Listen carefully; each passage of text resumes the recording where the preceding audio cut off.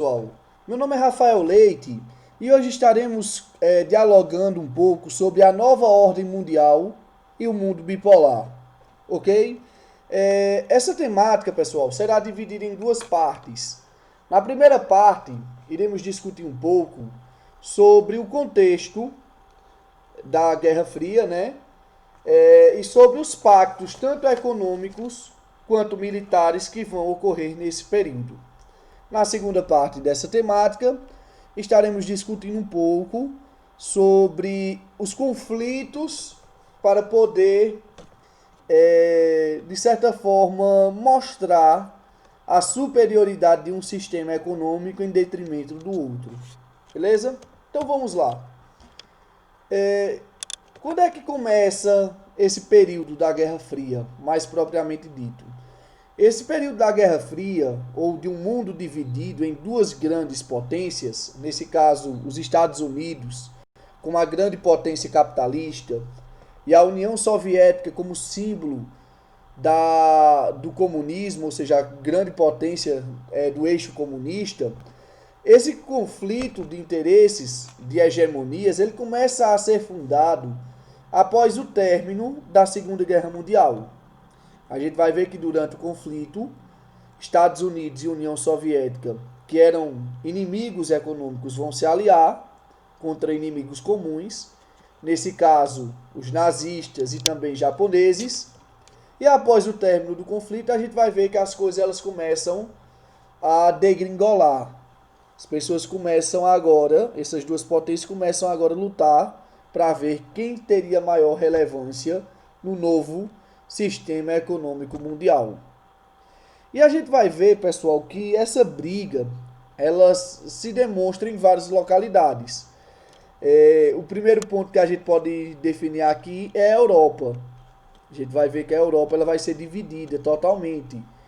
Uma parte da Europa vai ser constituída por países capitalistas.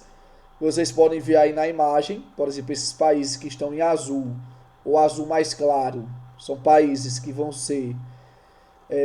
ter predominância econômica do capitalismo. E a gente vai ver esses países em vermelho e também nesse rosinha mais claro, tendo influência direta do comunismo.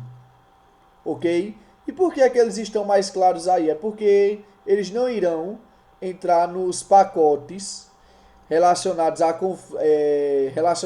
acordos militares. Ou seja, eles terão uma preferência, uma zona de influência econômica, porém não entrarão nos acordos militares que iremos ver mais à frente. Essa segunda imagem que vocês podem ver aí, pessoal, a gente vê a Alemanha. A gente vai ver que a Alemanha ela vai ser dividida entre 4 países. Entre eles a gente pode destacar a Grã-Bretanha, que vocês podem ver a zona de influência aí na tonalidade verde. A França, nessa tonalidade azulada. Os Estados Unidos, nessa tonalidade amarelada. E também a União Soviética, na cor vermelha. É importante vocês notarem, pessoal, que aí dentro do território soviético existe uma área onde abrange as 4 cores. Essa área seria a cidade de Berlim. A cidade de Berlim estava dentro das possessões soviéticas, da chamada Alemanha Oriental, porém, os 4 países aí que dividiram a Alemanha, entre eles, irão ter poderio sobre essa cidade. Ou seja, não é pelo fato de estar dentro de um território oriental que significa que a União Soviética dominaria totalmente a cidade sozinha. A gente vai ver que durante esse período vai ser criado o Plano Marshall, que é um plano de recuperação econômica dos países europeus. A gente vai ver que os Estados Unidos, com medo de uma fragilidade econômica, como ocorreu durante a Primeira Guerra Mundial, ele resolve financiar a reconstrução dos países europeus a partir do Plano Marshall. Vejam aí que eu coloquei como se fosse um grande catavento, uma um catavento que produz energia. Vejam que ao fundo existe os Estados Unidos, né? E aí todos os países que serão atingidos por esse plano, tais como Grã-Bretanha, França, Grécia, Turquia, Suécia, Irlanda, Holanda, Hungria, Dinamarca, Itália, Alemanha, Noruega,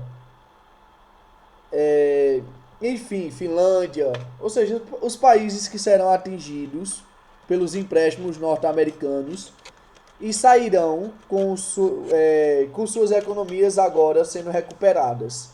Tudo isso para evitar uma fragilidade que possibilitasse a expansão novamente de pensamentos totalitaristas. É claro que esse plano Marshall não irá ficar restrito somente à Europa, será o principal foco, mas os Estados Unidos também financiarão a reconstrução do Japão, para que assim também houvesse uma diminuição da influência soviética ali no Pacífico. Em contrapartida, a gente vai ver que a União Soviética também vai criar um plano de ajuda dos países influenciados pelo comunismo. A gente vê aí, por exemplo, entrando nesse eixo, países do Oriente Médio, como é o caso do Irã. A gente vai ver Mongólia, Índia, China, Vietnã, Laos, ou seja, existe uma infinidade de países aí e por fora também Cuba. O plano de incentivo capitalista vai ser chamado de Plano Marshall e o plano de influência econômica da União Soviética, Comecon. Aí está o símbolo da Comecon. No campo militar vai ser criada a OTAN. Os Estados Unidos vai criar uma aliança com diversos países, principalmente da Europa. O único país que foge à exceção é a Guiana Francesa, porém a Guiana Francesa também é considerada território francês fora da Europa.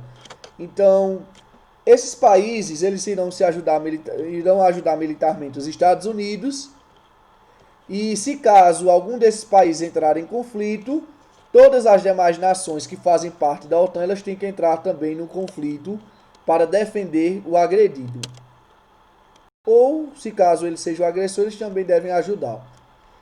Em contrapartida, a gente vai ver que a União Soviética vai criar o Pacto de Varsóvia, que vai também pegar alguns países europeus e criar o mesmo conceito.